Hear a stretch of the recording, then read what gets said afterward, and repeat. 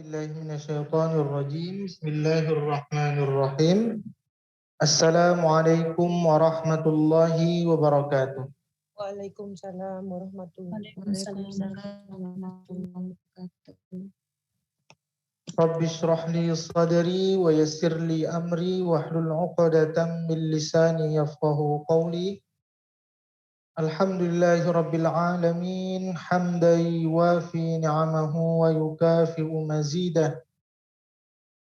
Ya Rabbana lakal hamdu kama yanbaghi li jalali wajhikal karim wa 'azimi sultanik. Allahumma salli wa sallim ala sayyidina Muhammad wa ala ali Muhammad walhamdulillahi rabbil alamin.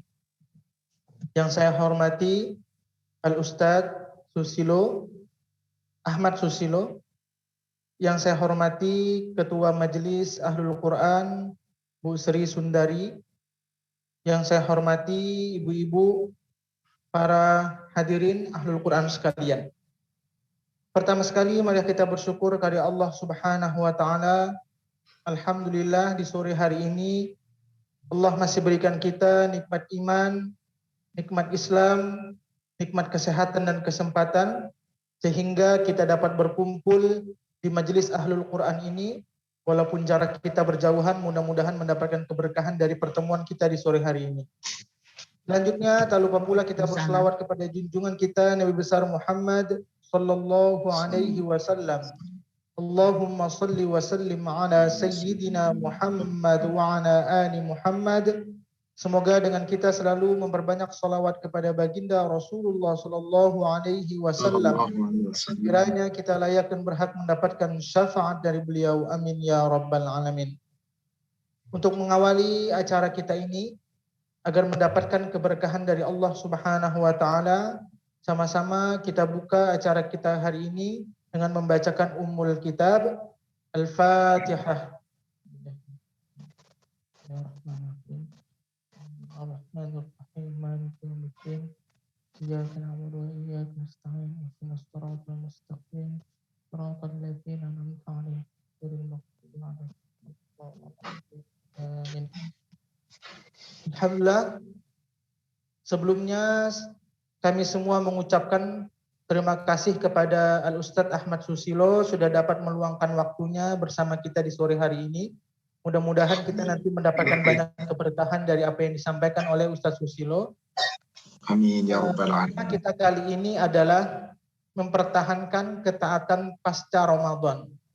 Karena di bulan Ramadan ini kita mungkin semuanya berlomba-lomba dalam hal kebaikan. Tapi bagaimana 11 bulan ke depan ini bisa kita bawa nilai-nilai Ramadan di dalam kehidupan kita. Ini saja mungkin untuk mempersingkat waktu. Langsung saja kami persilahkan kepada Al-Ustadz Ahmad Susilo. Falyatafaddal mashkura wa ma'jura. Dipersilahkan Ustadz. Jazakallah khairan akhi Ustadz Zulfirman yang telah memberikan sambutannya. Semoga insya Allah semua yang akan kita sama-sama kaji pada kesempatan sore hari ini membawa manfaat dan barokah dan membawakan hikmah untuk kebaikan kita sebagai bekal insya Allah yang kita bawa sampai nanti di yaumil akhir. Bismillah. Assalamualaikum warahmatullahi wabarakatuh. Waalaikumsalam warahmatullahi wabarakatuh. Innal hamdalillah nahmaduhu wa nasta'inuhu wa nastaghfiruh wa na'udzu billahi min syururi anfusina wa sayyiati a'malina. May yahdihillahu fala mudhillalah wa may yudlil fala hadiyalah. Ashhadu an la ilaha illallah wahdahu la syarika lah wa anna Muhammadan abduhu wa rasuluhu la nabiyya ba'dah. Allahumma salli wa sallim wa barik ala Muhammadin wa ala alihi wa ashabihi ajma'in wa man tabi'ahum bi ihsan ila yaumiddin, amma ba'd. Ya ayyuhalladzina amanu taqullaha haqqa tuqatih wa la tamutunna illa wa antum muslimun. Ya ayyuhalladzina amanu taqullaha wa qulu qawlan sadida yuslih lakum a'malakum wa yaghfir lakum dhunubakum wa may yuti'illaha wa rasulahu faqad faza fawzan 'azima. Ma'asyiral muslimat rahimani wa rahimakumullah. Ibu jamaah Majelis Taklim Ummul Quran, Ahlul Quran yang semoga dirahmati Allah. Kita berpisah dari satu negara dengan negara yang lain. Saya di Indonesia, ukti semuanya ada di Malaysia sana, di negeri jiran, negeri tetangga. Dan tadi insya Allah Ustadz Zulfirman ada di Medan, masih sama-sama di Indonesia. Berbeda waktu, berbeda jarak, tapi insya Allah kita sama satu akidah. Akidah yang hak untuk bisa meraih ridha Allah Subhanahu wa Ta'ala. Salawat serta salam semoga terlimpahkan, tercurahkan kepada Nabi kita Rasulullah Muhammad sallallahu alaihi wasallam. Semoga tercurah kepada seluruh keluarga, sahabat, dan seluruh pengikutnya hingga yaumil akhir. Jemaah sekalian yang semoga dirahmati Allah, pada kesempatan ini kita akan mengkaji kajian dengan tema mempertahankan ketaatan pasca Ramadan. Seperti yang disampaikan oleh Ustadz Zulfirman tadi, betul di bulan Ramadan kita berlomba-lomba, menggebu-gebu, ingin meraih ampunan Allah, meraih pahala Allah, bahkan tujuannya adalah meraih surganya Allah. Tapi sayangnya betapa banyak umat Islam giat mencari ampunan Allah, pahala dari Allah, bahkan surganya Allah hanya di Ramadan. Padahal boleh jadi kita wafat bukan di Ramadan. Nggak tahu, kita mungkin diwafatkan di Syawal, di Zulqa'dah, Zulhijjah, atau bulan-bulan yang lain. Bagaimana jika bulan-bulan yang lain Allah wafatkan kita, kita tidak dalam keadaan beramal. Kita tidak dalam keadaan beribadah, kita tidak dalam keadaan mengamalkan amal ibadah sebagaimana ketaatan kita di bulan Ramadan. Tentu kita termasuk orang-orang yang rugi. Nah, agar kita tidak rugi, bagaimana kita harus bisa mempertahankan ketaatan kita pasca Ramadan? Saya akan buka dengan sebuah ayat Al-Quran. Mari saudaraku seiman, ummuhat, Majelis Taklim Ahlul Quran, kita buka surat 57. Surat Al-Hadid ayat ke-21. Surat Al-Hadid, surat 57 ayat 21. Di sana Allah perintahkan kita berlomba-lomba. Sabiqu ila maghfiratin mir rabbikum wa jannatin 'arduha ka'ardis sama'i wal ardh. U'iddat lilladzina amanu billahi wa rusulihi. Dzalika fadlullah yu'tihi man yasha. Wallahu dzul fadlil 'adzim. Di dalam ayat ini, saudaraku seiman, Allah memerintahkan kita untuk berlomba-lomba. Apa yang kita perlombakan? Berlomba-lomba untuk meraih ampunan Allah, berlomba-lomba untuk mendapatkan surganya Allah, yang luasnya surganya Allah bagaikan suat langit dan bumi. Dan ternyata ampunan dan surganya Allah ini hanya Allah berikan kepada orang-orang yang benar-benar beriman kepada Allah dan kepada Rasul-Nya. Dzalika fadlullah, itulah karunia Allah. Ampunan Allah adalah bagian karunia Allah. Surganya Allah adalah bagian karunia-Nya Allah. Yu'tihi may yasha. Allah akan berikan ampunan dan surganya Allah itu kepada siapapun hamba Allah yang Allah kehendaki, yaitu hambanya yang berlomba-lomba meraih ampunannya. Wallahu dzul fadlil 'adzim. Allah itu Maha Pemberi karunia yang paling besar. Allah Maha Pemberi karunia paling besar. Saudaraku seiman, ummahat, Majelis Taklim Ahlul Quran yang semoga dirahmati Allah. Bagaimana yang kita lakukan kemarin di Ramadan? Umat Islam bahkan di seluruh dunia ini berlomba-lomba ingin menghatamkan Quran, ingin saum sepanjang 1 bulan, ingin tarawih full sepanjang 1 bulan, kalau perlu jamaah di masjid, ingin memperbanyak sedekah, memperbanyak zikir, memperbanyak doa, bahkan di 10 hari yang akhir Ramadan ingin meraih Lailatul Qadar, berlomba-lomba, bersaing satu sama lain dengan umat Islam. Itulah perlombaan, banyak peserta, berlomba-lomba, ada persaingan satu sama lain. Dan kita nggak mau kalah, giatnya luar biasa. Apakah pasca Ramadan perlombaan ini sudah selesai? Betul, perlombaan sudah selesai di Ramadan. Kenapa? Nggak ada lagi saum selama 1 bulan, kecuali di Ramadan. Nggak ada lagi taraweh salat malam berjamaah di masjid selama 1 bulan, kecuali Ramadan. Tidak ada lagi zakat fitri, kecuali Ramadan. Tidak ada lagi meraih Lailatul Qadar di 10 malam yang akhir, kecuali Ramadan. Tapi apakah kemudian di luar Ramadan kita tidak mau membaca Quran? Kita tidak mau saum? Kita tidak mau mempelajari Al-Quran? Kita tidak mau salat malam? kita tidak mau bersedekah, kemudian kita tinggalkan zikir, kita tinggalkan sholat sunnah, apakah itu hendak kita lakukan? Tentu saja tidak, wahai saudaraku sekalian. Bayangkan ilustrasi ini.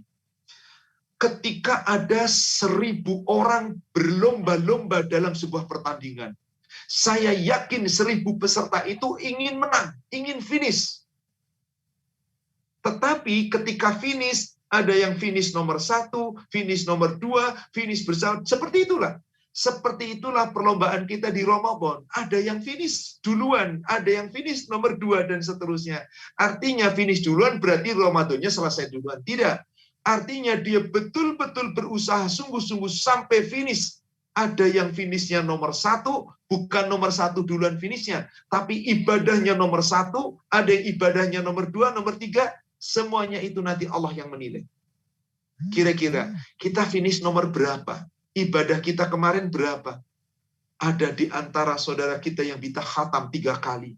Ada yang 2 kali, ada yang 1 kali, ada yang sama sekali nggak khatam, ada yang nggak baca Quran. Ada saudara kita yang sepanjang 1 bulan Ramadan, dia ke masjid untuk sholat tahajud, untuk sholat tarawih bersamaan, malam hari dia qiyamul lail tahajud, dia baca Quran, dia berzikir dan berdoa. Ada pula yang mengabaikan. Termasuk yang mana kita?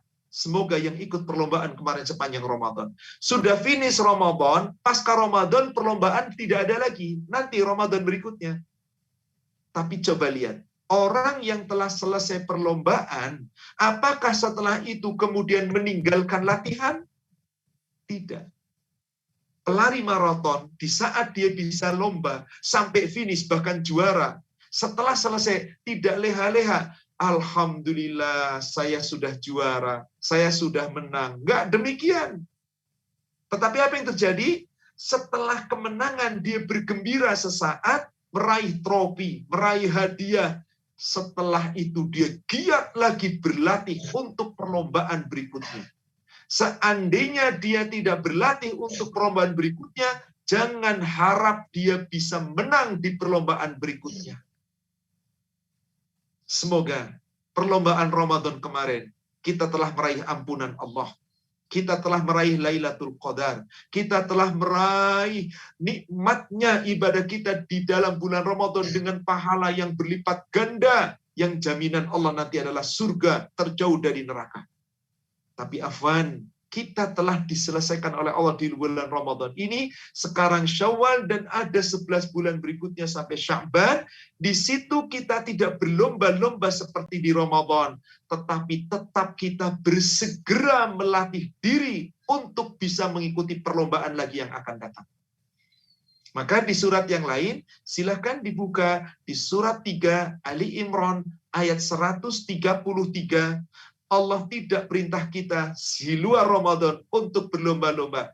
Tapi Allah perintahkan kita bersegera. Meskipun tidak dalam perlombaan, tetapi untuk kita beramal ibadah di luar Ramadan, bersegera. Meskipun tidak ada pesaing yang lain, sebagaimana di Ramadan. Tapi kita bersegera, menyegerakan diri kita masing-masing untuk menyelesaikan ibadah dengan baik. Maka Allah perintahkan, wasari'u ila maghfiratin min rabbikum wa jannatin 'arduhas samawati wal ardh u'iddat lil muttaqin. Wasari'u, dan bersegeralah. Kalau bersegera, Bapak Ibu jamaah sekalian, yang semoga dirahmati Allah, nggak ada pesaing.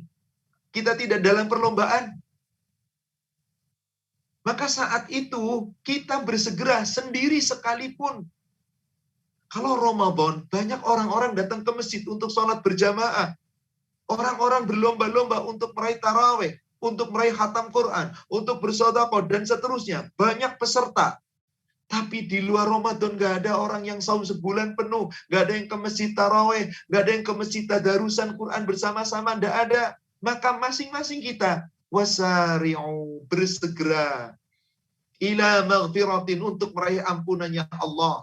Wa jannatin, dan untuk meraih surganya Allah. Arduhas samawati wal ard, yang luasnya surganya Allah itu seluas langit dan bumi. U'iddat lil muttaqin. Allah sediakan untuk orang takwa. Orang yang terus di dalam kesegera untuk meraih ampunan dan ridhonya Allah, yang berlomba-lomba dan terus tidak putus latihannya sepanjang 11 bulan berikutnya, itulah orang-orang yang selalu bersegera, itulah hamba-hamba yang bertakwa. Maka untuk surga dan ampunan Allah, Allah hanya sediakan untuk orang yang takwa. Takwa bukan hanya di Ramadan. Takwa harus diamalkan sepanjang 11 bulan berikutnya. Inilah yang Allah inginkan. Maka tema kita kali ini adalah mempertahankan ketaatan pasca Ramadan. Bagaimana caranya? Baik, kita buka kembali surat 35, surat Fatir, ayatnya ayat 29 dan ayat 30. Allah Subhanahu wa taala berfirman, Innalladzina yatsluna kitaballahi wa aqamus shalah wa anfaqu mimma razaqnahum sirran wa alaniyah yarjuna tijaratan lan tabur. Sesungguhnya orang-orang yang selalu membaca kitab Allah, orang-orang yang selalu mendirikan salat, orang-orang yang selalu menginfakkan sebagian dari rizki yang Allah berikan kepada mereka, sembunyi-sembunyi atau terang-terangan. Sembunyi-sembunyi atau terang-terangan. Mereka itu adalah orang-orang yang berbuat semuanya itu yarjuna tijaratan lan tabur. Mereka hanya mengharapkan perniagaan dengan Allah yang tidak pernah akan rugi. Coba kita lihat ummahat majelis ta'lim ahlul Quran yang semoga dirahmati Allah. Ketika Allah katakan innalladzina yatsluna kitaballah, orang-orang yang selalu membaca kitab Allah, selalu berarti kapanpun, tidak hanya di Ramadan, selalu. Afwan, apa yang terjadi kebanyakan umat Islam? Getol baca Quran di Ramadan, ngejar hatam Quran di Ramadan, pasca Ramadan terkadang Quran nggak dibaca lagi. Allahu Akbar. Dan ini nyata, saudaraku sekalian. Seakan-akan paling abdul baca Quran di Ramadan, sehingga yang lainnya nggak abdul, sehingga hanya di Ramadan dibaca. Jangan, Allah tidak menginginkan itu. Selalu membaca kitab Allah.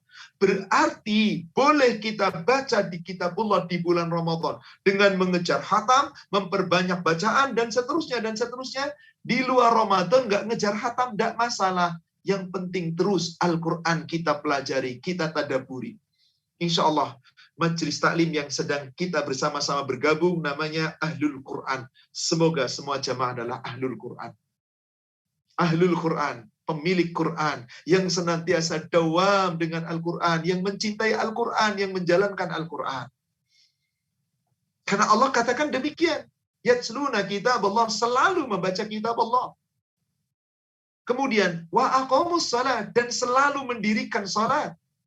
Di bulan Ramadan, betul ada sholat tarawih berjamaah, itu qiyamul lail yang dilakukan berjamaah di masjid. Di luar Ramadan nggak ada qiyamul lail berjamaah di masjid. Rasul nggak pernah contohkan itu. Tapi apakah tidak ada qiyamul lail lagi? Bukan, tetap ada qiyamul lail di malam hari, bahkan jika kita mampu lakukan tahajud. Nggak perlu jamaah, karena memang tidak disyariatkan jamaah. Tapi mari kita lakukan sendiri. Jangan sampai kita tinggalkan. Jika kita tinggalkan, seakan-akan kita hanya penting tahajud itu hanya di Ramadan. Maka Rasulullah Sallallahu Alaihi Wasallam bersabda dalam sebuah hadis riwayat Imam Bukhari Muslim, muttafaqun alaih, dari sahabat Abdullah bin Amr bin Al-As.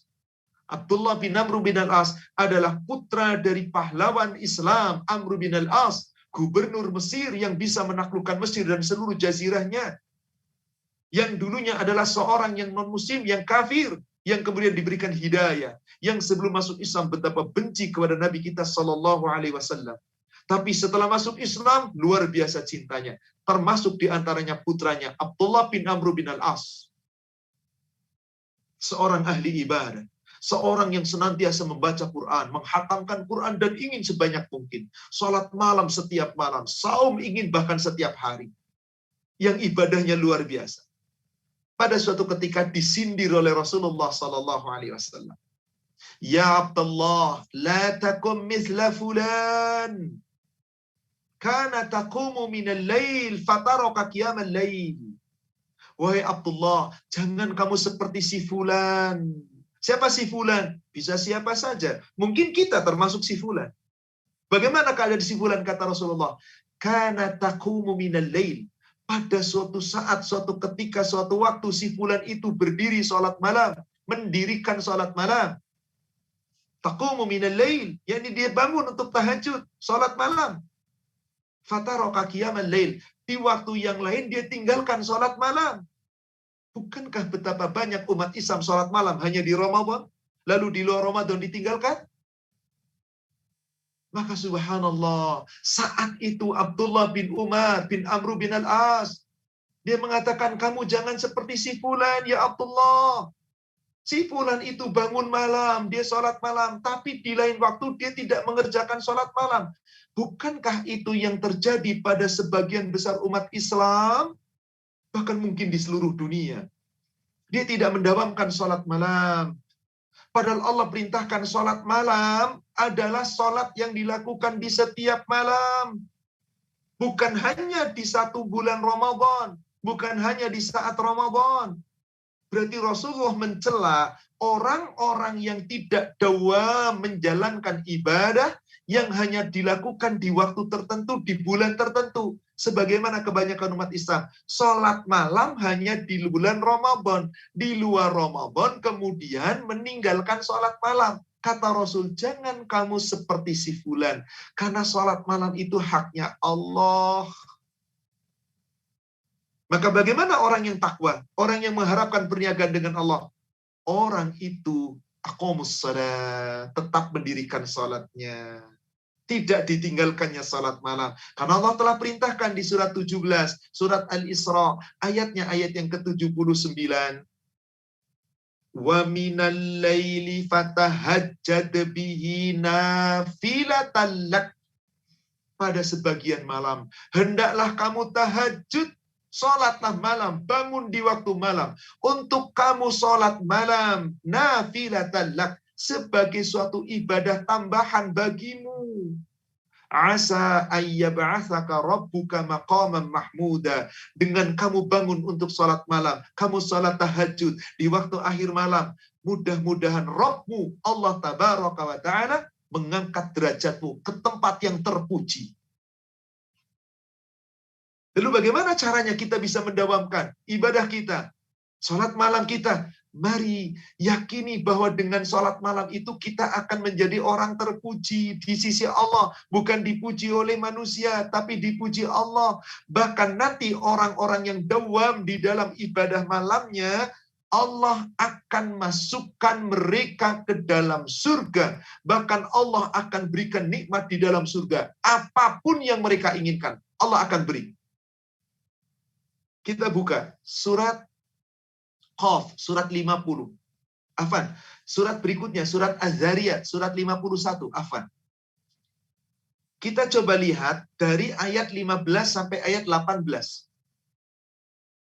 Innal muttaqina fi jannati wa uyun. Sesungguhnya orang-orang bertakwa itu Allah tempatkan di dalam surga-surga yang penuh dengan mata air. Ada dalam taman surga yang indah. Mata air surga yang sangat indah. Yang lezat, yang nikmat bisa diminum kapanpun. Dengan rasa bermacam-macam rasa. Kenapa mereka itu ada di dalam surga? Dan apa yang mereka dapatkan dari Allah di dalam surga? Di ayat berikutnya, ayat 16, Allah katakan, akhidina ma atahum rabbuhum. Sambil menerima segala pemberian dari Allah Rabb mereka. Apapun diberikan oleh Allah. Kenapa bisa mendapatkan ini semua di dalam surga nanti? Innahum kanu qabla dzalika muhsinin.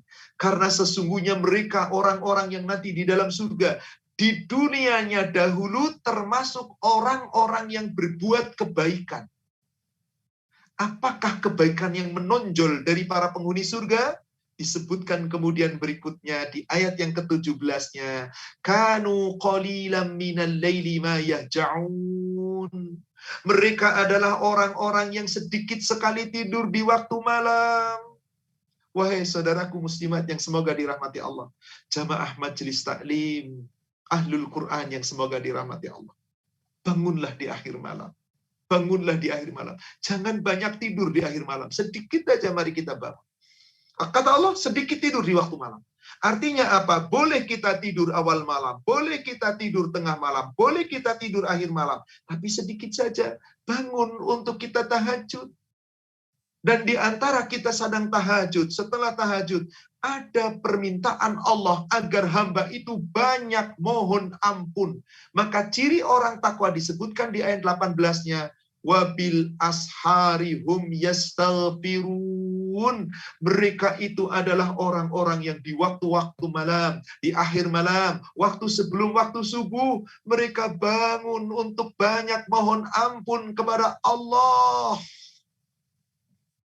Jadi waktu pagi sebelum fajar maksudnya waktu sahur. Bukan pagi setelah subuh. Pagi sebelum fajar berarti sepertiga malam yang akhir. Sebetulnya di situ adalah ashar, waktu sahur adalah waktu sepertiga akhir malam yang akhir sebelum datangnya waktu subuh. Di situ banyak mohon ampun kepada Allah. Itulah Rahman, hamba yang disayang Allah Subhanahu wa taala, yang malam harinya tidak dihabiskan untuk tidur, tapi bangun untuk munajat, untuk ibadah, untuk salat, untuk mohon ampun pada Allah. Itulah ibadur Rahman. Allah cirikan, silakan kembali surat Al-Furqan, surat 25, ayat 63 dan ayat 64. Bagaimana ciri ibadur Rahman yang Allah sebutkan di situ? Wa ibadur rahman alladzina yamshuna 'alal ardi hauna. Ibadur rahman, hamba-hamba Allah yang maha penyayang, adalah orang-orang yang apabila berjalan di muka bumi, dia tidak sombong, dia berjalan dengan rendah hati, dia tidak sombong, tidak congkak dengan apapun yang dia miliki.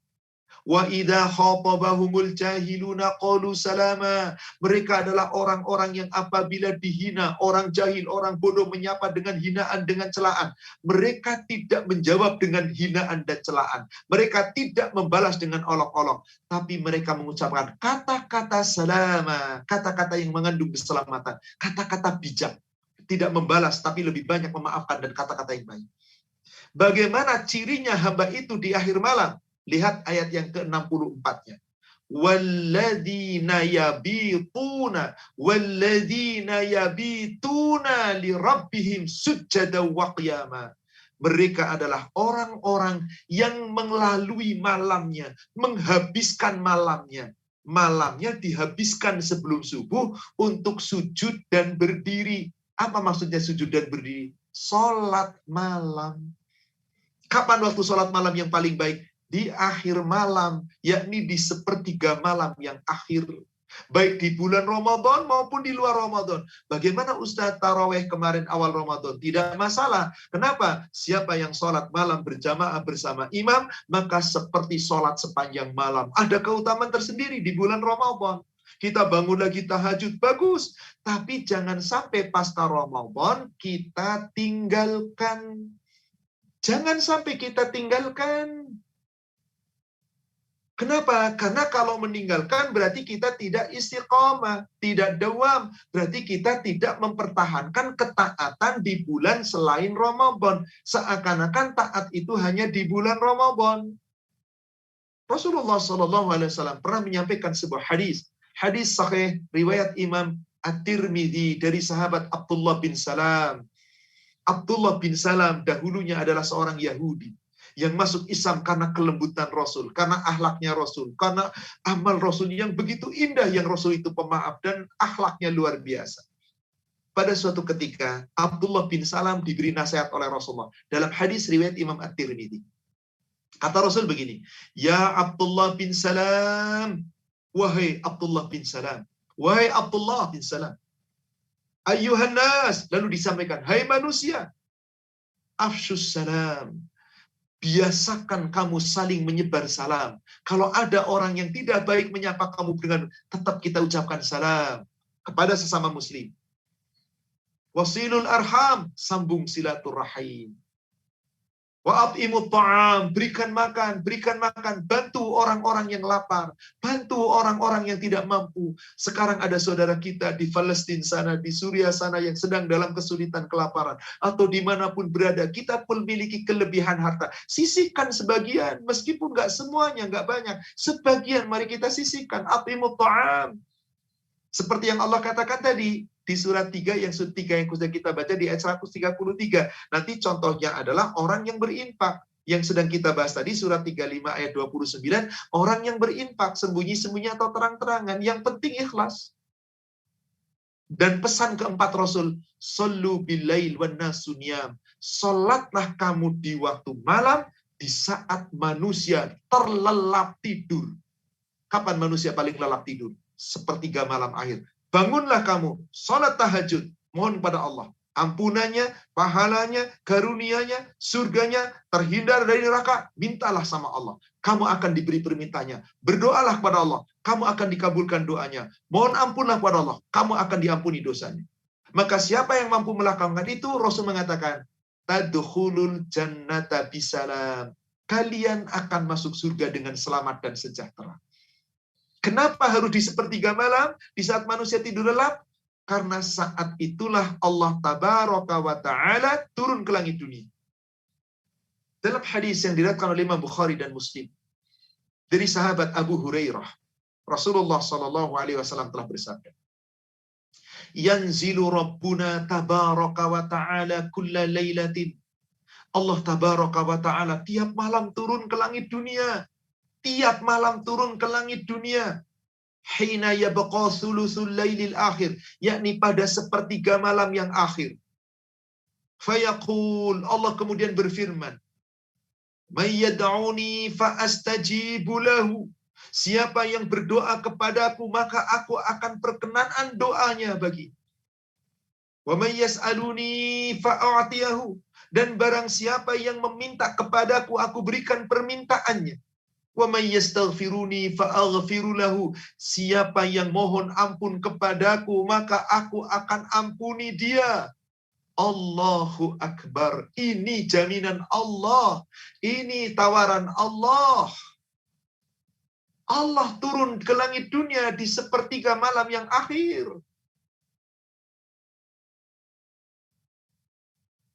Telah berlalu sepertiga malam pertama, berarti sudah berlalu malam. Di malam akhir itulah Allah kemudian turun ke langit dunia.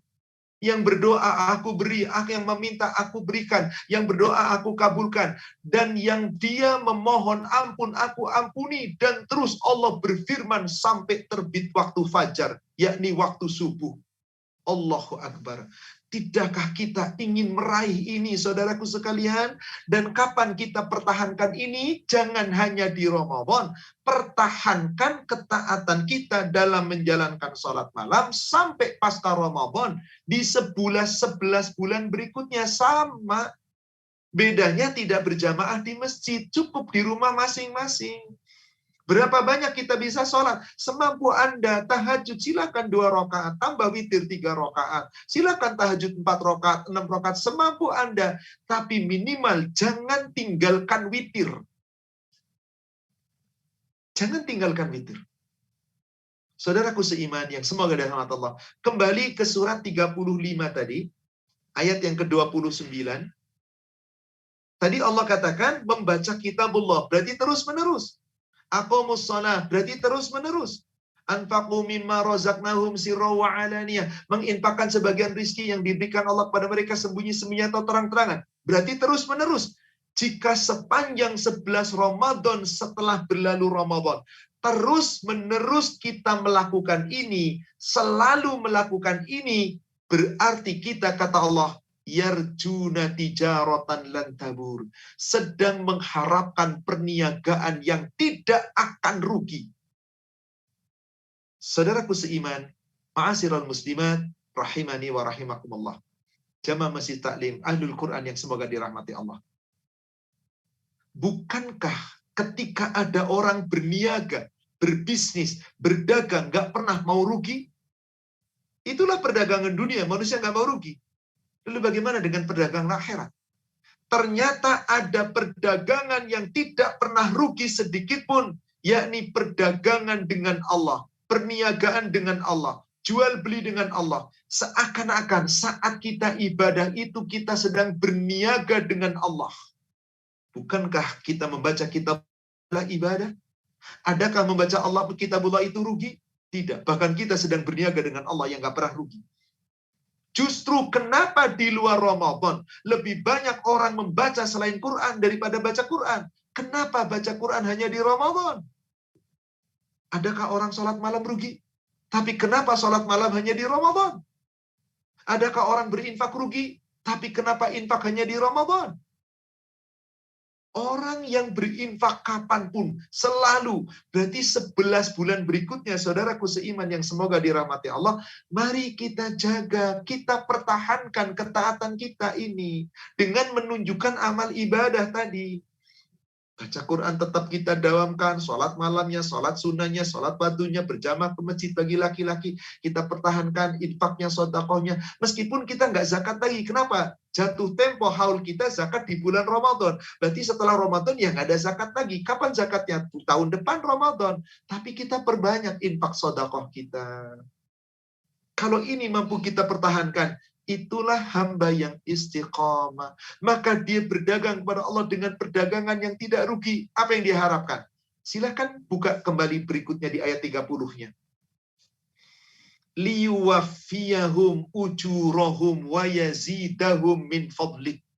Mereka berniaga dengan Allah, selalu membaca kitab Allah, selalu melaksanakan salat, selalu menginfakkan hartanya, dan terus amal itu dijaga, didawamkan sebaik-baiknya. Bahkan dia terus banyak berzikir, banyak berdoa, banyak mohon ampun, dan dipertahankan meskipun tidak sebanyak di bulan Ramadan, tapi dipertahankannya kualitasnya, kuantitasnya banyak di Ramadan.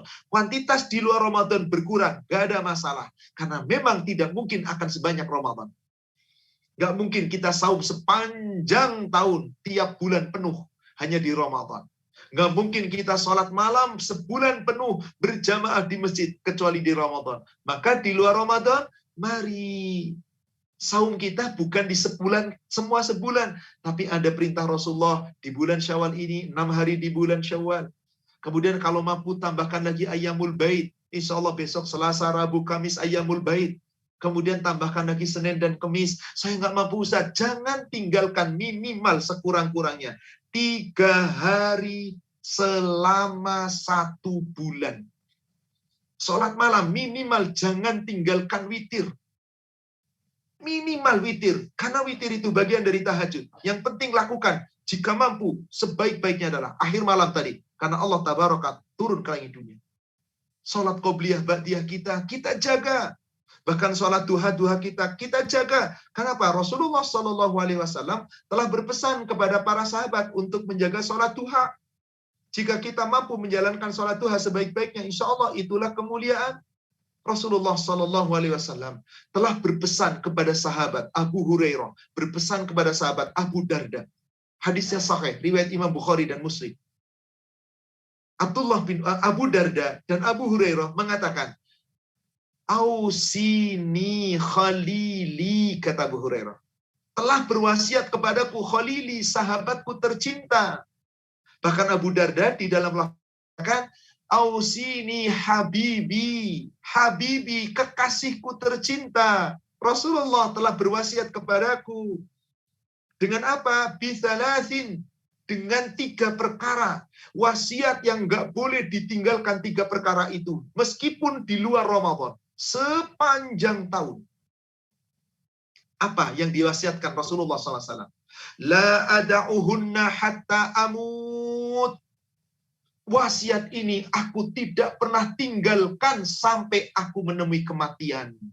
Jadi Abdullah, Abu Darda, Abu Hurairah setelah mendapatkan wasiat ini tidak pernah meninggalkan wasiat sampai beliau sampai diwafatkan. Dijalankan terus. Apa itu yang pertama? Yakni shaumi thalathati ayyam min kulli syahr. Berpuasa 3 hari setiap bulan. Apa itu puasa 3 hari setiap bulan? Saum ayyamul bait 13, 14, 15. Jangan tinggalkan, dawamkan. Kemarin Ramadan 30 hari 1 bulan. Nilai Ramadan tinggalkan nolnya, habis tinggal nolnya, buang nolnya, tinggal 3. 3 hari tiap bulan. Jangan pernah tinggalkan. Ini minimal, saudaraku sekalian. Dawamkan ini. Kenapa? Karena nilai satu ibadah itu dibalas oleh Allah 10 kali lipat. Maka kata Rasulullah, siapa yang setiap bulan saum 3 hari tiap bulan, maka seperti puasa sepanjang masa. Karena 1 dibalas 10, 3 hari dibalas 10, jadi seakan-akan 30. Seakan-akan orang berpuasa selama 1 bulan. Cukup tiap bulan 3 hari. Kalau ada perintah tambahan, 6 Syawal, tambahin. Senin Kemis, tambahkan. Nanti di bulan Zulhijjah, 1-9 itu utama, 1-9. Nanti tengah bulannya, jangan dikerjakan di tanggal 13. Karena itu hari tasyrik. Kerjakan 14-15. Senin Kemisnya. Nanti Muharram, ada puasa Asyura, ada puasa Tasu'a. Selain itu, jangan tinggalkan 3 hari saum di bulan apapun. Ini pesan Rasulullah. Yang tidak pernah ditinggalkan. Kemudian apa yang kedua pesannya? Yakni wassalatid duha. Salat duha. Salat duha. Baik itu sedang mukim, sedang bepergian, jangan tinggalkan. Rasul tidak mendawamkan sholat duha. Hanya sekali-sekali. Tapi kita diperintah Rasul, jangan tinggalkan duha. Minimal 2 rakaat. Lalu apa yang ketiga? Wa naumi ala witrin. Jangan kamu tinggalkan sholat witir. Bahkan jika takut ketiduran, nanti nggak mampu bangun di akhir malam, maka sholatlah witir sebelum tidur. Maka dikatakan, tidak tidur kecuali telah melakukan witir. Akan tetapi, saya mampu nanti akhir malam. Lebih bagus lagi akhir malam. Karena ketika Jabir bin Abdullah bertanya kepada Rasulullah, ya Rasulullah, salat witir atau salat malam yang paling bagus yang mana? Awal malam, tengah malam, atau akhir malam? Rasul katakan akhir malam. Salat akhir malam itu disaksikan dan itu lebih afdol. Sebagaimana tadi disampaikan, Allah turun ke langit dunia. Ini ibu sama sekalian, jangan tinggalkan, dawam. Itu kita akan dapat pahala dari Allah. Kita akan dapat karunia dari Allah. Tadi ayatnya di surat 35 ayat 30. Liwafiyahum ujurahum wa yazidahum min fadlih. Supaya Allah memberikan pahala yang melipat badan, bahkan menambahkan karunia-Nya kepada orang-orang yang beramal dengan terus-menerus. Innahu ghafurun syakur. Sungguh Allah itu maha pengampun. Allah itu maha mensyukuri. Dari ayat-ayat ini, dari hadis yang kita uraikan, saudaraku seiman, kaum muslimat yang semoga dirahmati Allah, jamaah ahlul Quran yang semoga dirahmati Allah. Mari, pertahankan amal ibadah kita. Semampu kita, tidak sebanyak Ramadan, tidak masalah. Akan tetapi, mari pertahankan untuk terus dawam. Itulah yang disebut istiqomah. Apa jaminan Allah orang istiqomah? Kenikmatan di surga. Apapun yang diminta, apapun yang diinginkan, pasti diberikan Allah. Asal istiqomah. Mari kita buka surat 41. Surat Hamim As-Sajdah atau surat Fussilat. Ayat 30-32. Allah Subhanahu wa taala berfirman, Innalladzina qalu rabbunallahu thumma istaqamu tatanazzalu alaihimul malaikatu alla takhafu wa la tahzanu wa abshiru bil jannati allati kuntum tu'adun. Sesungguhnya orang-orang yang berkata, Rabb kami adalah Allah. Rabb kami adalah Allah. Jangan cuma berkata di lisan, tapi Allah perintahkan, summastaqamu. Kemudian setelah mengatakan Rabb kamu adalah Allah, Rabb kita adalah Allah, mereka meneguhkan pendirian mereka. Maknanya istiqomah ibadah di Ramadan maupun di luar Ramadan. Terus jaga. Kalau itu kita lakukan, sekali lagi saudaraku seiman yang semoga dirahmati Allah, meskipun di luar Ramadan tidak sebanyak di Ramadan, tidak masalah. Yang penting kualitasnya terus dijaga. Maka jika kita itu amalkan, tatanazzalu alaihimul malaika. Allah turunkan kepada mereka yang istiqomah, para malaikat Allah akan turunkan kepada mereka dengan mengatakan, alla takhafu, jangan kalian merasa sedih, jangan kalian merasa takut, jangan kalian khawatir, wala tahzanu, jangan sedih dan jangan duka cita. Wa abshiru bil jannati allati kuntum tu'adun, dan gembirakanlah orang-orang yang istiqamah, yakni dengan janji Allah yang telah dijanjikan berupa jannah. Gembirakan dengan surga yang Allah telah janjikan. Jadi ibu jamaah sekalian, kenapa kita harus mempertahankan ketaatan pasca Ramadan? Untuk bisa meraih surga. Ini dia yang Allah tawarkan. Gembiralah dengan surganya Allah. Meskipun boleh jadi di dunia kita tidak meraih surga dunia. Hidup kita katakanlah agak susah, bahkan kadang menderita, kadang kekurangan, sudahlah. Cuman sementara di dunia. Tujuan utama kita itu jannah. Lihat Rasul kayak apa menderitanya, dari sisi materi, dari sisi fisik, dari hati, dihina, dicela, dibunuh, dikejar, dilempari kotoran. Bagi Rasul tidak ada masalah. Yang penting Allah ridho. Karena tujuannya jannah.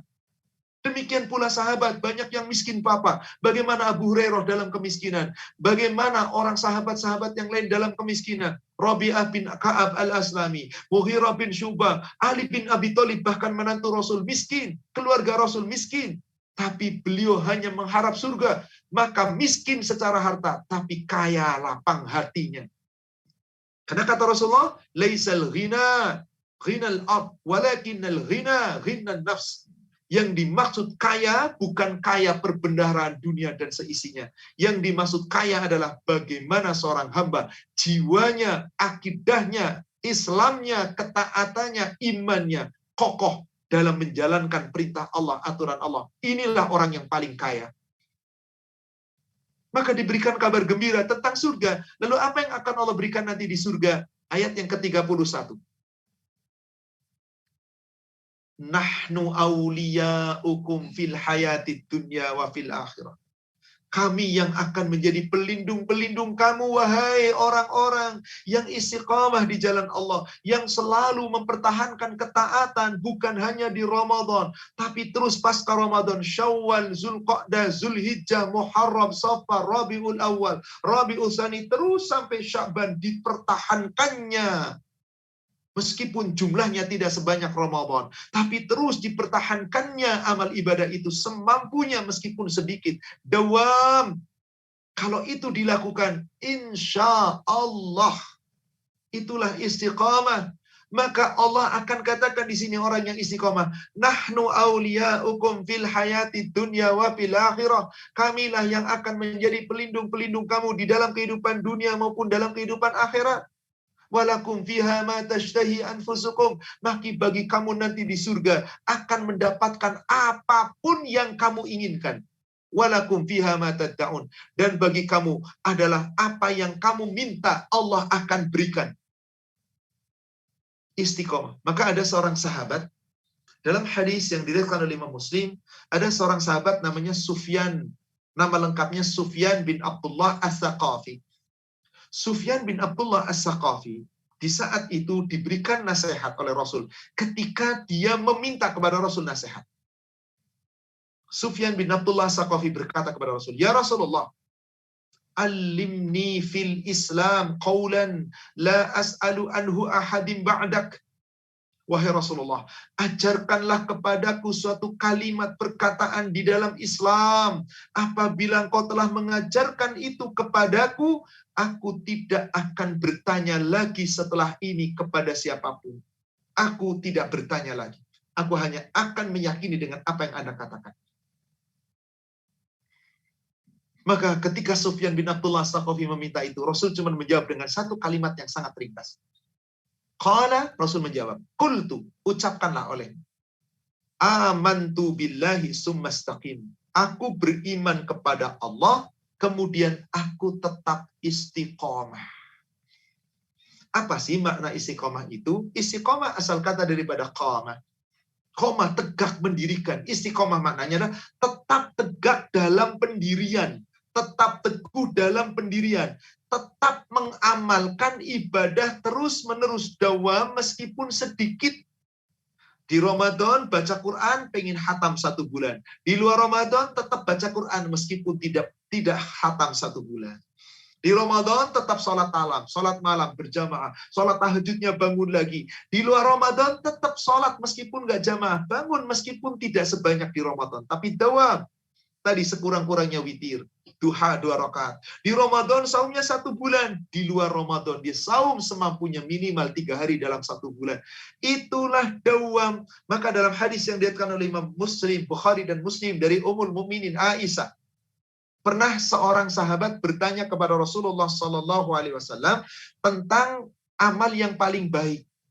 Anna Rasulullah Sallallahu Alaihi Wasallam su'ila, bahwasanya Rasulullah Sallallahu Alaihi Wasallam telah ditanya tentang apa? Ayyul amali ahabbu ilallah?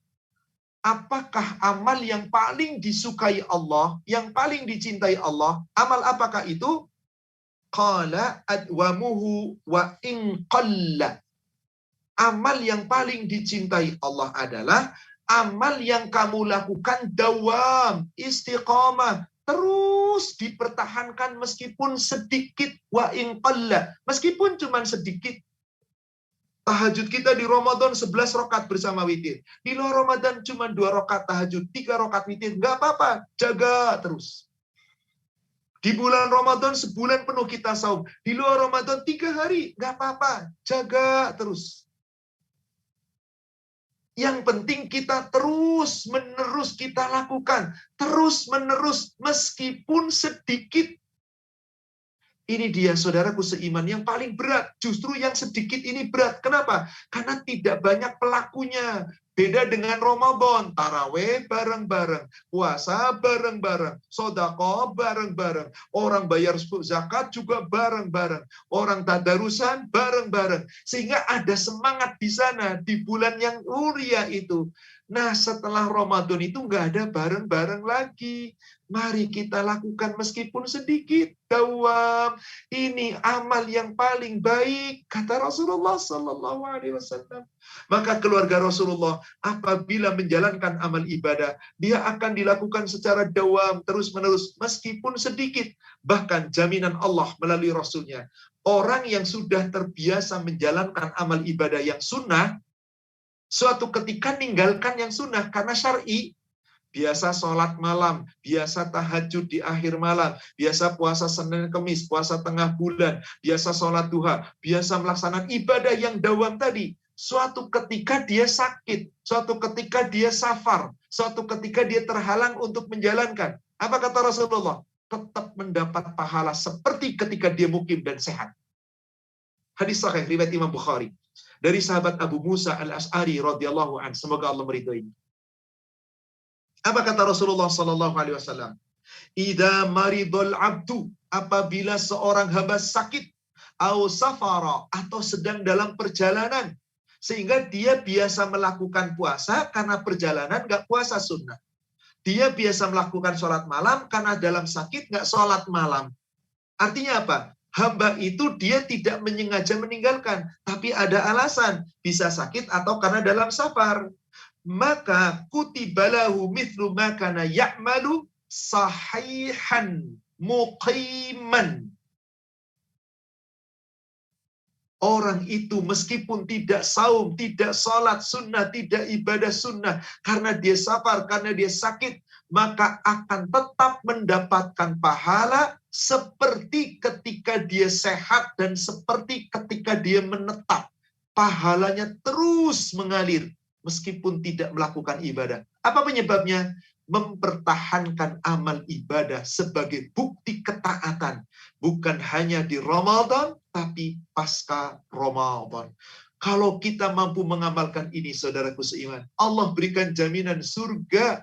Bahkan orang-orang yang ini tidak akan duka cita, pasti diberi. Maka di surat Fusilat ini, di ayat 32-nya, kenapa Allah berikan itu semua? Nuzulam min ghafurir rahim, sebagai penghormatan, sebagai hidangan, sebagai pemberian yang nuzul, yang pasti Allah turunkan, yang pasti Allah berikan. Allah yang maha pengampun, Allah maha penyayang, memberikan segala-galanya. Jadi kenapa kita harus mempertahankan ketaatan pasca Ramadan? Karena orang yang mempertahankan itulah orang yang istiqomah. Karena istiqomah jaminannya adalah surga. Bahkan hidup di dunia dalam keadaan apapun, Allah berikan jaminan. Orang yang istiqomah gak akan ada rasa sedih, gak akan ada rasa takut. Lihat surat Al-Ahqaf, surat 46 ayat 13 dan ayat 14. Awal ayatnya mirip dengan surat tadi 41. Ayat yang ke-30. Innalladzina qalu rabbunallah. Sama awal ayatnya.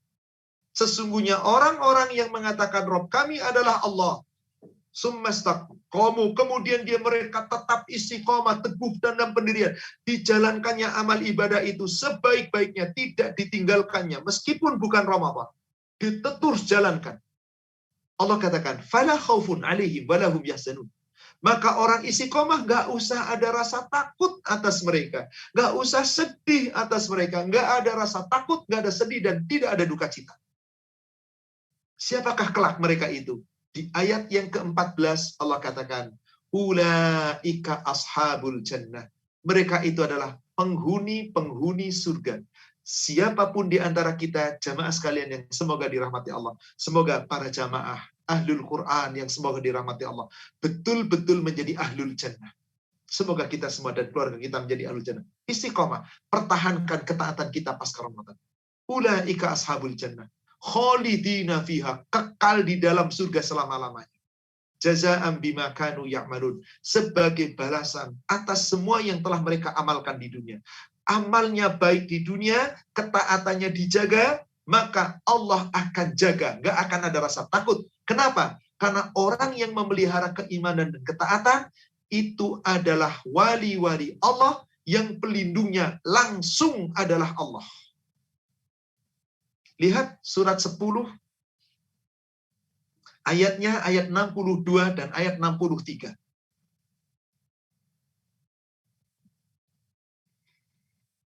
Allah Subhanahu wa ta'ala berfirman, Ala inna awliya Allah la khawfun alaihim wa la hum yahzanun. Ketahuilah, wali-wali Allah adalah orang-orang yang mereka tidak akan ada rasa sedih, mereka tidak akan pernah ada rasa takut. Allah yang mengatakan di sini. Allah yang menjanji. Ala inna awliya Allah. Ayatnya tadi ayat 62 dan 63. Ala awliya Allah la khaufun alaihim wa lahum yahzanun. Ketahuilah, ingatlah, wali-wali Allah itu tidak pernah ada rasa takut, tidak ada rasa khawatir. Mereka tidak akan sedih. Karena apa? Tadi pelindungnya adalah Allah. Bagaimana akan sedih kalau dilindungi oleh Allah? Bagaimana takut kalau dilindungi Allah yang maha kaya, maha gagah, maha kuasa, maha kuat, dan maha dari segala maha? Maka nggak usah takut. Siapakah wali-wali Allah yang tidak akan ada rasa takut? Tidak akan ada rasa sedih? Tidak akan duka cita? Orang yang mempertahankan ketaatan. Bukan hanya di Ramadan. Coba lihat ayat yang ke-63-nya. Alladzina amanu wa kanu yattaqun. Wali-wali Allah yang akan dilindungi Allah adalah orang-orang yang beriman, yang selalu menjaga ketaatan dan selalu bertakwa. Coba, tujuan Allah perintahkan kita ibadah di bulan Ramadan apa? La'allakum tattaqun. Justru agar kamu bertakwa sepanjang Ramadan, kamu coba usahakan takwa. Setelah Ramadan dijaga ketakwaannya, kamu akan jadi wali-wali Allah. Maka apa yang terjadi kalau sudah jadi wali Allah? Lihat ayat 64-nya. Allah berikan kabar gembira kepada kita. Lahumul busyra, bagi mereka akan mendapatkan kabar gembira. Fil hayati dunya wa fil akhirah, di dunia maupun di akhirat. La tabdila li kalimatillah, tidak pernah ada perubahan pada kalimat Allah, pada janji-janji Allah. Dzalika huwal fawzul azim, itulah kemenangan yang besar bagi siapa?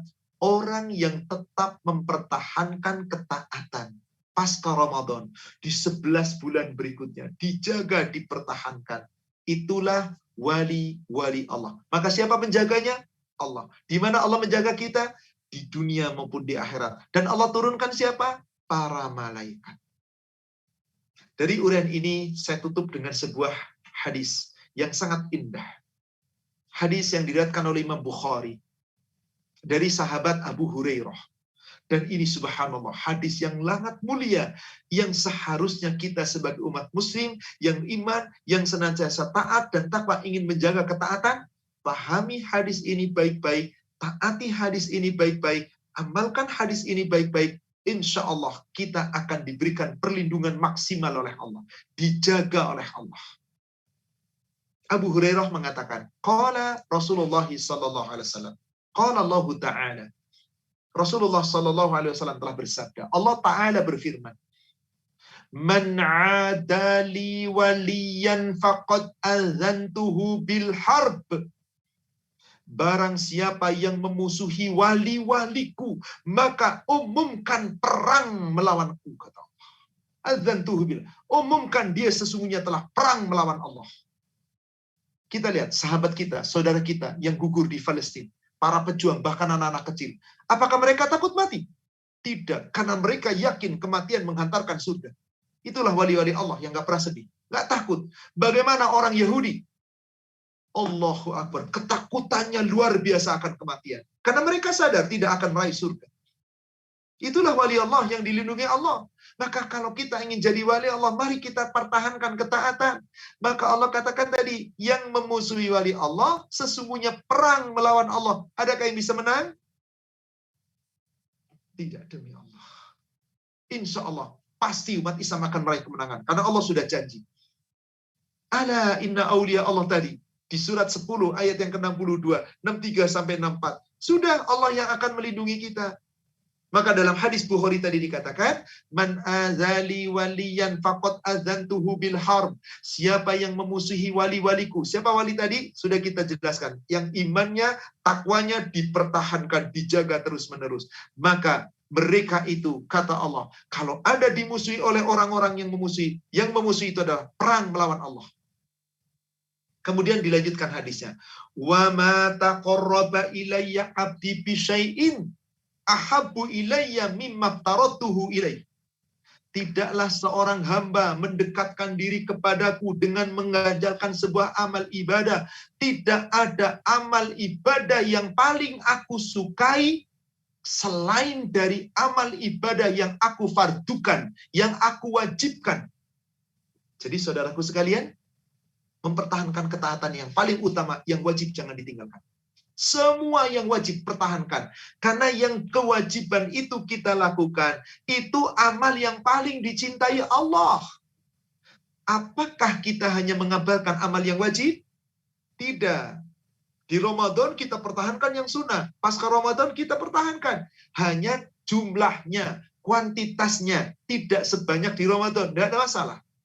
Yang penting sedikit tapi dawam. Maka dilanjutkan hadisnya, wa ma yazalu abdi yataqarrabu ilayya bin nawafil. Jika seorang hamba lebih mendekatkan diri kepadaku, lalu dia mengerjakan ibadah-ibadah yang sunnah, jadi terus-menerus mendekatkan diri kepada Allah dengan ibadah-ibadah sunnah. Ingat, ibadah bukan cuma wajib. Karena banyak umat Islam berani mengatakan kalau sunnah itu dikerjakan dapat pahala, kalau nggak dikerjakan nggak apa-apa. Siapa bilang? Kerjakan terus-menerus amalan sunnah. Kalau kita terus-menerus mengerjakan amalan sunnah, hatta uhibba, sehingga aku akan mencintai dia. Ibu jamaah sekalian, ingin dicintai Allah? Jalankan yang sunnah. Kalau sudah dicintai Allah, idza ahbabtuhu, apabila aku telah mencintainya, kuntu sam'ahu alladhi yasma'u bihi, aku akan menjadi pendengarannya yang dengan itu dia jadikan mendengar. Wa basarahu alladhi yubsiru bihi, aku akan jadi penglihatannya yang dengan itu dia melihat, dia memandang.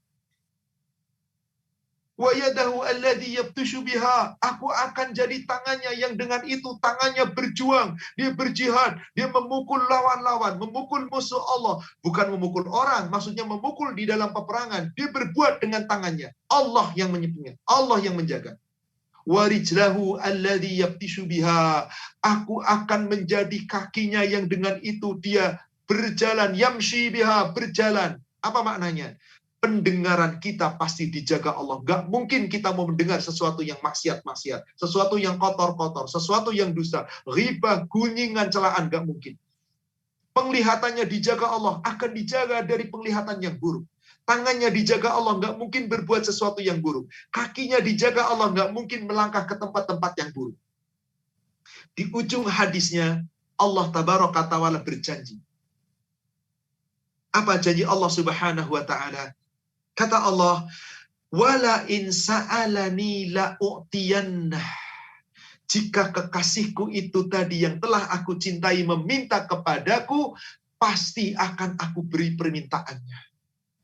Wala in ista'adani la'uidannah. Dan apabila dia meminta perlindungan kepadaku, aku lindungi dia. Allah subhanahu wa ta'ala berjanji ini, saudaraku. Inilah keutamaan orang yang istiqomah, yang mempertahankan ketaatan. Maka saudaraku sekalian, mari kita jaga ketaatan kita. Jangan hanya di Ramadan, pasca Ramadan ada 11 bulan menanti. Mulai dari Syawal sampai Sya'ban, mari kita jaga 11 bulan ini. Kita pertahankan istiqomah kita, ketaatan kita meskipun sedikit. Semoga kita meraih surganya Allah subhanahu wa ta'ala.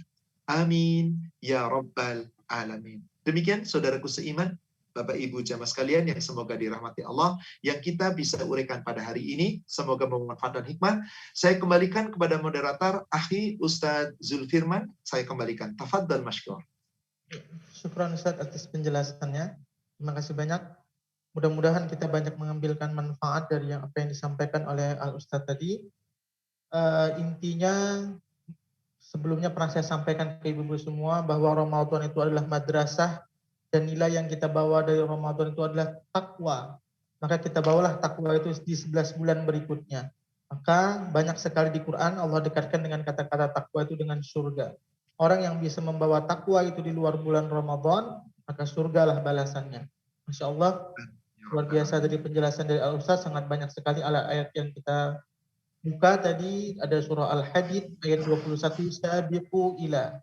Allah menggunakan kalimat jama'. Ali Imran ayat 133, wasari'u juga. Allah menggunakan kalimat jama', bersegeralah. Kalau kita, ini pernah saya sampaikan ke ibu semuanya, kalau kita bersegera dalam hal sendiri, biasa kita lambat. Tapi kalau kita bersegera dalam berjamaah, pasti itu ada perlombaan. Dan itulah yang membuat kita menjadi istiqomah. Mudah-mudahan dengan kita selalu berada dalam majelis Ahlul Quran ini, dengan selalu bersama-sama, ini yang membuat kita istiqomah. Biasa kalau orang sendiri susah istiqomahnya. Tapi kalau berjamaah dengan teman yang soleh, selalu mengingatkan, itu yang membuat kita menjadi istiqomah.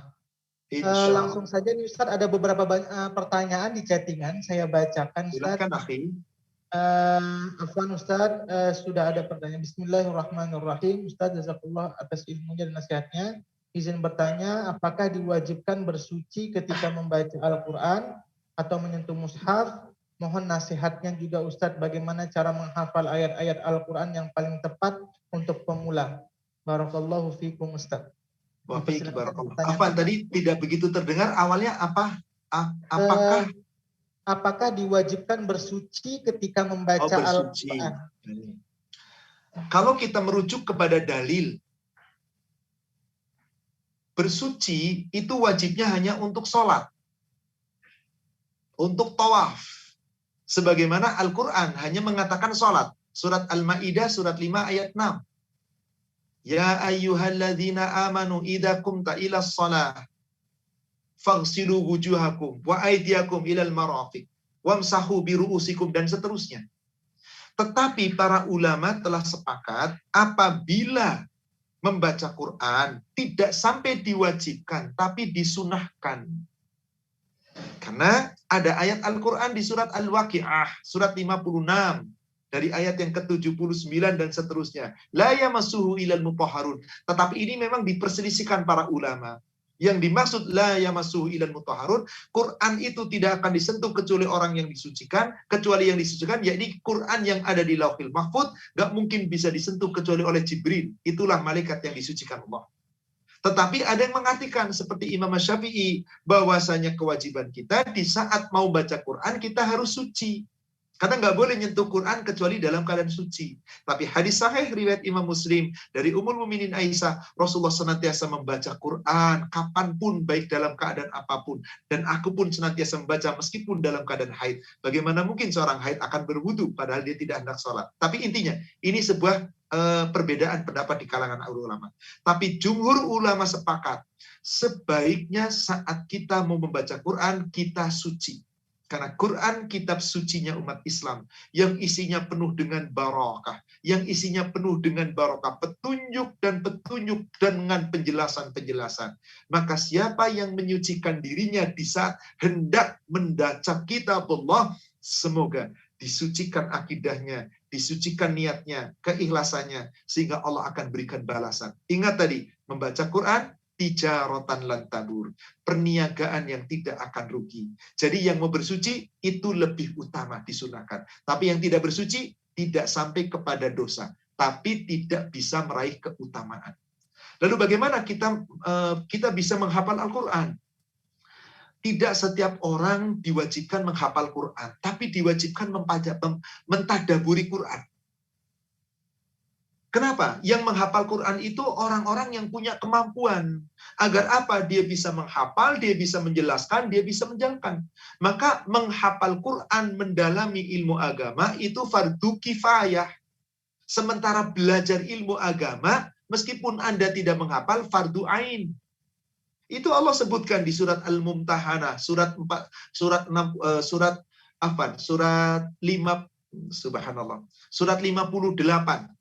yakni surat Al-Mujadalah, ayat yang ke-11. Ya ayyuhalladzina amanu idza qila lakum tafassahu fil majalis. Hei orang yang beriman, apabila dikatakan kepada kamu berlapang-lapanglah dalam majelis, fafsahu, lapangkanlah. Ada perintah di sana. Berarti datang ke majelis taklim nyari ilmu agama itu wajib, fardhu'ain. Utlubul ilm faridatun ala kulli muslimin wal muslimat. Mencari ilmu itu wajib setiap muslim, laki-laki maupun perempuan. Tetapi mendalami ilmu agama itu fardu kifayah, sebagian saja dari kelompok. Allah sebutkan di surat At-Taubah surat 9 ayat 122 bahwasanya kalau ada orang perang, jangan semuanya perang. Ada sebagian firqah dari mereka mendalami ilmu agama.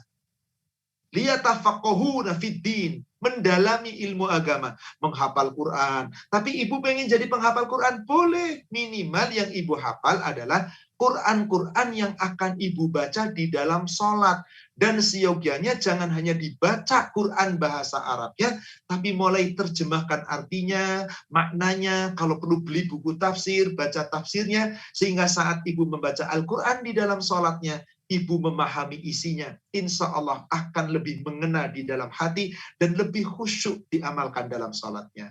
Tapi bagaimana cara menghafal? Dawam dan murojaah, terus diulang-ulang. Dan disunnahkan murojaah di hadapan orang-orang alim, orang-orang yang hafid, orang-orang yang hafil Quran, orang-orang yang telah paham Quran. Sehingga apabila ada salah makhraj, salah huruf, salah bacaan, dibenarkan. Salah tajwid, dibenarkan. Maka sebaik, saya tajwidnya belum hafal Ustaz, belum bisa Ustaz. Yang penting hafal dulu, kadang masih susah. Nggak apa-apa. Untuk bekal kita di dalam sholat. Karena di dalam sholat wajib, kita nggak boleh memegang mushaf. Tetapi bacalah. Faqra'u ma tayassara ma'aka minal Qur'an. Bacalah yang telah kamu mudah pahami dalam Al-Qur'an. Demikian, wallahu a'lam.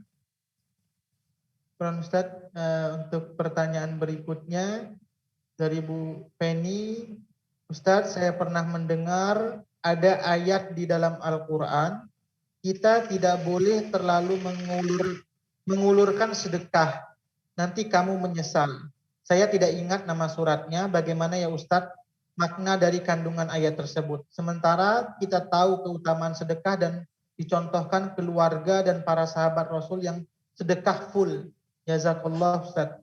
Wa iya, baik. Ummu penanya bisa lihat surat Al-Isra ayat yang ke-29.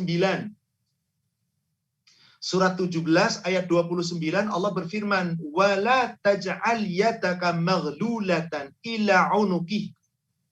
Jangan kamu jadikan terlalu sempit, terlalu pelit. Kamu seakan-akan kedua tanganmu diikatkan ke lehermu. Maksudnya pelit banget gini nih, menggenggam tangan, nggak mau bersedekah. Wala tabsudha, jangan pula terlalu boros. Jadi terlalu pelit jangan, terlalu boros juga jangan. Nanti kata Allah, kalau kamu terlalu pelit, kamu nyesel. Terlalu boros, kamu nyesel. Karena katakan kullal basti fataquda maluman mahsura. Karena itu nanti kamu menjadi tercela dan menyesal. Orang pelit itu tercela.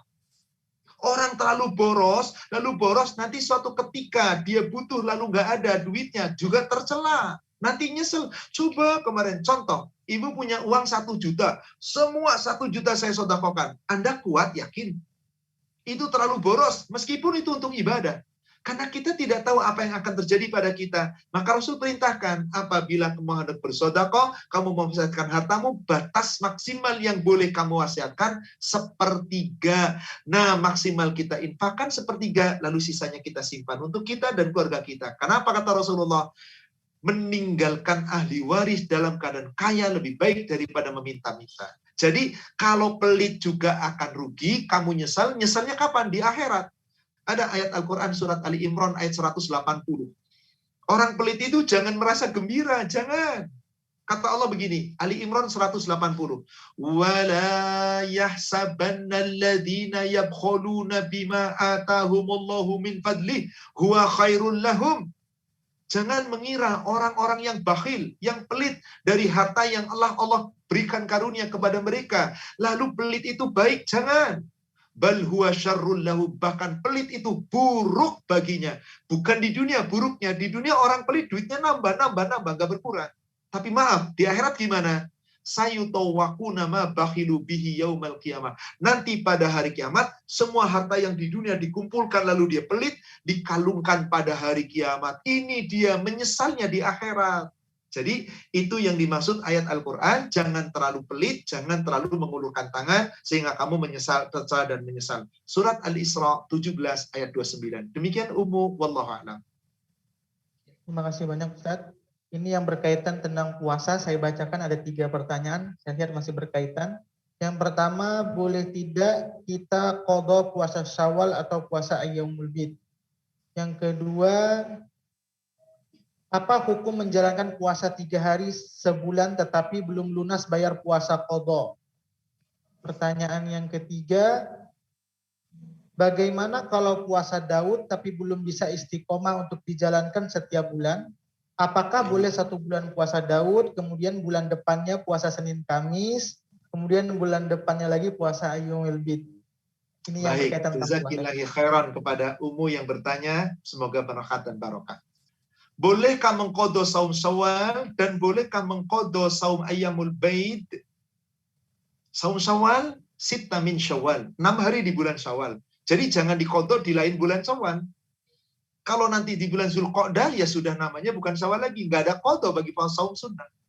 Yang ada qadha adalah saum wajib.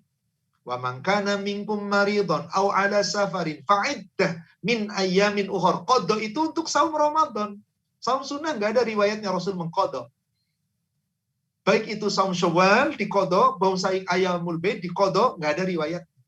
Hanya para ulama beda pendapat. Apabila 13, 14, 15 ibu sudah biasa menjalankan qadarullah haid, maka sebagian ulama berpendapat lakukan 3 hari. Misalkan 13, 14, 15 qadarullah sudah hari terakhir. 16 masih kotor, tanggal 17 bersih, maka diqadha 3 hari, 17, 18, 19. Ada sebagian ulama yang berpendapat demikian. Tapi wallahu alam, saya tidak pernah mendapatkan hadis yang sahih dari Rasul mengqadha Ayyamul Bid. Yang namanya Ayyamul Bid adalah hari putih. Yang namanya hari putih pasti purnama, yakni 13, 14, 15 bulan-bulan Hijriyah. Adapun saya tidak mampu menjalankan, tadi disebutkan oleh Rasulullah dalam hadis Bukhari, orang yang sakit, orang yang safar, maaf, orang haid itu dikatakan sakit. Haid itu kata Rasulullah penyakit. Berarti ketika tidak menjalankan Ayyamul Bid karena haid, nggak salah, nggak dosa. Yang sudah terbiasa menjalankan dapat pahala. Lalu bagaimana caranya supaya saya bisa tetap dapat 3 hari? Ada Senin dan Kamis berikutnya. Jangan tinggalkan.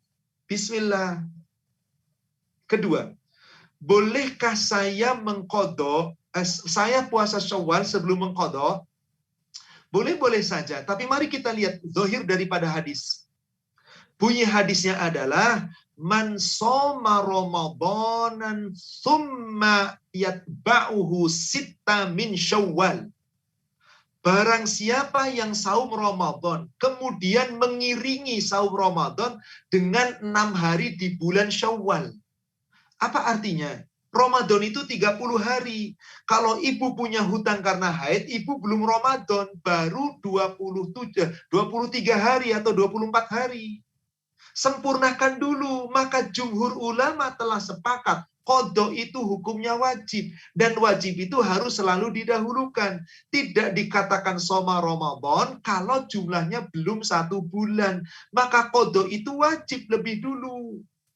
Summa kemudian yatba'uhu, diiringi yang 1 Ramadan, 1 bulan Ramadan itu sitta min Syawal, 6 hari dari bulan Syawal. Baru maka kasiyamud dahr, orang itu seakan-akan telah berpuasa sepanjang tahun. Kenapa? 1 bulan Allah ganjar 1 itu 10 kali lipat. Al-An'am ayat 160. Bahwa 1 kebaikan dibalas 10. Berarti 1 bulan itu dibalas 10, seakan-akan 10 bulan. Sita min Syawal, 6 hari di bulan Syawal, 6 dibalas 10, 60. 60 itu seperti 2 bulan, 10 bulan tambah 2 bulan, seperti sepanjang tahun. Maka para ulama telah sepakat, qadha Ramadan itu tetap lebih didahulukan daripada saum Syawal. Akan tetapi apabila ibu haid, ibu kemudian sakit, ibu kemudian ada urusan, qadarullah di bulan Syawal. Sekarang sudah tanggal 11 Syawal. Sekarang tanggal 11 Syawal. Kemudian mau mengqadha. Qadarullah saya sakit, nggak bisa qadha. Sembuh dari sakit, saya sudah berhenti dari haid, mau qadha. Qadarullah hari tinggal 7 hari. Syawal sudah mau habis. Boleh kita menjalankan saum Syawal yang 6 hari. Tapi dengan catatan, ya Allah, setelah saum Syawal ini, saya sehat, saya akan langsung membayar qadha. Memang betul, qadha boleh dibayar sampai bulan Sya'ban. Tapi ada alasan syar'i. Kenapa Aisyah mengqadha saum Ramadan di bulan Sya'ban, 11 bulan setelah itu. Karena kesibukan Aisyah menyertai Rasul di dalam ghazwah, di dalam safar, di dalam dakwah, sehingga belum sempat, akhirnya sempat setelah pulang ke Madinah, lalu membayar puasa 7 hari karena Aisyah haid di bulan Sya'ban. Lah kita nganggur nggak ngapa-ngapain kok qadha di Sya'ban. Lalu tiap bulan nggak pernah saum sunnah dong kalau begitu. Demikian wallahu alam. Pertanyaan ketiga, Afwan akhi, saya khilaf. Apa tadi ketiga? Pertanyaan ketiga Ustadz, bolehkah kita bulan pertama puasa Daud, bulan kedua tidak sanggup puasa bolehkah Senin, puasa Kamis, Daud? puasa Bolehkah? ketiga? Artinya tadi tidak istiqomah puasa Daud ya. Baik, Ya. saudaraku seiman, Ummul Mukminin, para ummahat, muslis taklim, ahlul Quran yang semoga dirahmati Allah. Patut kita ketahuilah, hadis berkaitan saum Daud, Rasul tidak perintahkan kepada para sahabat seluruhnya. Hadis tentang saum Daud hanya ada riwayat dari sahabat Abdullah bin Amr bin Al-As. Di mana Abdullah bin Amr bin Al-As bercita-cita ingin puasa setiap hari. Sholat malam tiap malam, nggak tidur, khatamin Quran. Terus menerus. Dan khatam Quran setiap malam. Ingin selalu selesai. Maka ditegur oleh Rasul. Betulkah ya Abdullah bin Amr bin Al-As, aku mendapatkan kabar kamu begini. Betul ya Rasulullah. Apa niatmu? Gak ada lain kecuali kebaikan. Kata Rasul, jangan. Jangan kamu puasa tiap hari. Puasalah sebulan 3 hari, Ayyamul Bid. Ya Rasulullah, aku mampu. Kalau begitu, berpuasalah kamu sehari puasa, buka 2 hari. Jadi selama 1 bulan ada 10 hari. Ya Rasulullah, saya mampu. Kalau begitu berpuasalah sehari, berbukalah sehari. itulah puasa yang paling seimbang bagimu, dan itulah puasa yang terbaik bagimu, dan itulah puasanya Nabi Daud. Saudaraku seiman, puasa Daud itu puasa wajib untuk umatnya Nabi Daud. Wajib seumur hidup, sehari buka, sehari puasa. Kita umat siapa? Rasulullah. Pernahkah Rasul saum Daud? Tidak pernah ada hadis sahih menceritakan Rasul saum Daud. Gak ada, silahkan cari dalilnya. Tapi perintah Rasul kepada Amru. Kenapa? Amru bin Al-As dikasih keringanan, pengennya puasa terus. Akhirnya puasalah Daud, itu paling seimbang bagimu. Apa kata Abdullah bin Amr bin Al-As dalam hadis sahih Muslim itu diceritakan? Rasul mendoakan, semoga engkau panjang umur ya Abdullah bin Amr bin Al-As. Nanti kamu tahu sendiri akibatnya. Demi Allah, aku usianya panjang, seperti yang Rasulullah sabdakan. Maka di usia yang panjang, aku menyesal kenapa tidak aku amalkan perintah Rasul puasa 3 hari saja dalam 1 bulan. Maka seandainya aku menerima keringanan dari Rasul, Ayyamul Bait 1 bulan, 3 hari 1 bulan, lebih baik dari keluarga, dunia, dan semua yang aku miliki. Sungguh aku menyesal gak menerima keringanan dari Rasul. Sudah ngasih keringanan, saudaraku sekalian. Saum Ayyamul Bait 3 hari itu mencakup seperti 1 bulan. Kurang, tambahin Senin Kemis. Senin Kemis itulah hari di mana amal anak Adam diangkat ke langit. Yang Rasul gak pernah ninggalkan puasa Senin Kemis. Bagaimana dengan puasa Daud? Pasti jadi bingung hitungannya. Maka kalau ibu sebulan puasa Daud, sebulan enggak, ya enggak istiqomah. Dan setiap hari puasa Daud, kemudian buka 1 hari, buka puasa. Anda nggak mengikuti sunnah Rasul. Rasul itu teladan kita. Rasul nggak pernah puasa Daud. Maka kita lihat, riwayat saum Daud itu karena Abdullah bin Amru. Maka puasa saum Daud itu bagi para ulama mengatakan, siapa yang betul-betul mampu dan tidak terhalang dari ibadah yang lain. Karena orang ibadah itu lemes, puasa itu lemes. Jangan sampai mendepankan puasa saum Daud, akhirnya malam harinya loyo, nggak sholat tahajud. Akhirnya sholat sunnahnya malas, baca Qur'annya malas. Mengejar sunnah yang tidak diperintahkan mutlak oleh Rasul, kecuali sahabat Abdullah bin Amr bin Al-As, mengalahkan sunnah muakkad yang lain. Jangan, mari kita cerdas dalam beribadah. Sebab ibadah itu berdasarkan dalil. Demikian, wallahu a'lam. Artinya, bolehkah saum Daud? Boleh, tapi harus tetap istiqamah. Jangan angin-anginan. Ingat pesan Rasul kepada Abdullah bin Amr bin Al-As. Jangan kayak fulan, suatu malam sholat malam, suatu lain tinggalkan. Jangan kayak fulan, suatu ketika saum Daud, lalu ditinggalkan. Gak usah, supaya itu kita istiqomah, saumlah yang dicontohkan Rasul. Ayyamul Bait, Senin Kemis, Syawal 6 hari, Zulhijjah nanti 1-9, Muharram 9-10. Selain itu, Ayyamul Bait, Senin Kemis, dawamkan. Allah sudah ngasih keringanan. Insya Allah, semoga kita termasuk orang yang ringan menerima keringanan dari Allah dan Rasulnya. Demikian, wallahu a'lam. Ustaz, ada 2 pertanyaan lagi, saya gabungkan saja. Pertanyaan dari Bu Sari, Ustaz, waktu akhir malam yang masih disaksikan Allah, apakah itu sampai azan subuh? Itu yang pertama. Yang kedua, yang terakhir, bagaimana Ustaz, saya terlambat membayar fidyahnya karena terlupa. Saya baru bayar fidyahnya ketika sudah hari raya Idul Fitri. Bagaimana Ustaz? Syukran Ustaz, 2 pertanyaan. Baik. Pertanyaan kedua saya jawab dulu. Membayar fidyah itu tidak harus di bulan Ramadan. Bahkan boleh setelah Idul Fitri. Bahkan memang itu yang baik. Kenapa? Bayar fidyah itu bukan dilakukan saya nggak puasa hari ini, kemudian saya bayar fidyah hari ini, atau saya nggak puasa besok, saya sudah bayar fidyah sekarang. Tidak. Contoh, membayar fidyah itu ibu bukan sembarangan. Siapa? Alalladzina yuti', orang-orang yang tidak mampu, yang berat. Disebutkan dalam hadis, orang yang yutik itu siapa? Syekhul kabir, orang yang usianya sudah sangat lanjut, atau maridon, yang sakit terus-menerus, sehingga nggak mampu qodok puasa. Fidyah nggak ada qodok baginya. Tapi kalau ibu hamil, ibu nanti setelah hamil melahirkan mampu puasa, qodok, jangan bayar fidyah.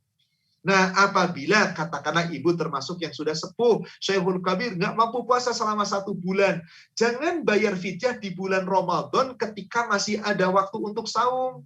Boleh dibayar kapan? Di penghujung Ramadan. Boleh di akhir Ramadan. Bersama zakat fitrah boleh. Kenapa? Memang sudah habis Ramadan, tapi saya lupa bayarnya setelah sholat Id. Nggak ada masalah kalau fidyah ya. Tapi kalau zakat fitri wajib ditunaikan sebelum orang keluar sholat Id. Apabila setelah keluar sholat Id dan selesai sholat Id baru zakat fitri dibayar, nggak sah zakat fitrinya. Itu hanyalah sodakoh biasa.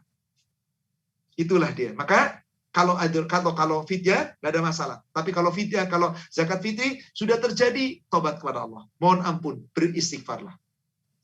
Pertanyaan pertama.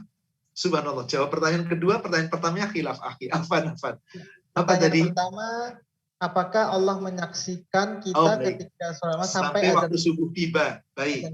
Hadisnya demikian dalam riwayat Imam Bukhari. Allah turun di sepertiga malam yang terakhir. Setelah sepertiga malam awal selesai, masuk pertengahan malam, kemudian Allah turun. Dan di sepertiga malam terus hatta matla'il fajr, sampai terbitnya fajar. Ila tulu'il fajr, sampai tulu'nya fajar. Maksudnya betul sampai terbit waktu subuh. Begitu sudah masuk waktu subuh, terdengar adzan subuh, Allahu Akbar, Allahu Akbar. Habis sepertiga malam akhir, tandanya masuk subuh. Allah naik kembali ke langit. Itulah dia, betul sepertiga malam akhir sampai waktu sebelum waktu subuh. Jadi sampai menjelang subuh. Begitu subuh berarti habis sepertiga malam. Batas akhirnya persis waktu subuh masuk. Demikian, wallahu a'lam. Saya rasa cukup akhi ya, kita di Jakarta sudah persiapan maghrib ini. Iya. Umur maghrib Jakarta saja. Ya. Jadi mungkin mohon maaf untuk Bu Emi ini pertanyaan belum sempat. Insya Allah mungkin ini saja yang dapat disampaikan oleh Ustadz, dan syukuran kepada Ustadz. Mungkin supaya acara kita ini lebih barokah, kita mintakan kepada Ustadz untuk menutup majelis ini dengan membaca doa. Mudah-mudahan kita semuanya bisa istiqomah lagi 11 bulan berikutnya. Dipersilahkan kepada Ustadz. Amin ya rabbal alamin. Kepada umum sekalian, para jamaah Ahlul Quran yang semoga dirahmati Allah. Tentu kita menginginkan agar seluruh amal ibadah kita diterima. Dan itulah yang terbaik. Allahumma taqabbal minna. Ya Allah, kabulkanlah seluruh amal ibadah kami. Salatana, wa siyamana, wa ruku'ana, wa sujudana, wa ta'abbudana. Salat kami, saum kami, rukuk kami, sujud kami, dan seluruh amal ibadah kami. Rabbana taqabbal minna. Ya Allah, kabulkanlah kami. Rabbana la tuzigh qulubana ba'da idh hadaitana wa hab lana min ladunka rahmah innaka antal wahhab. Ya Allah, jangan kau palingkan kami ke dalam sesatan, ke dalam kesesatan setelah Kau memberikan hidayah, petunjuk kepada kami. Ya Allah, Engkaulah pemberi karunia. Engkaulah pemberi karunia. Karuniakan karunia kepada kami. Allahumma inna nas'alukal jannah wa na'udzubika minan nar. Allahumma inna nas'alukal jannah wa na'udzubika minan nar. Allahumma inna nas'alukal jannah wa na'udzubika minan nar. Ya Allah, kami semua mengharap kepadamu, ya Allah, agar menjadi penghuni-penghuni surga. Dan jauhkan kami dari azab neraka. Masukkan kami ke dalam surga, ya Allah, dan jauhkan kami dari azab neraka. Allahumma inna nas'alukal huda, wat tuqa, wal afafa, wal ghina.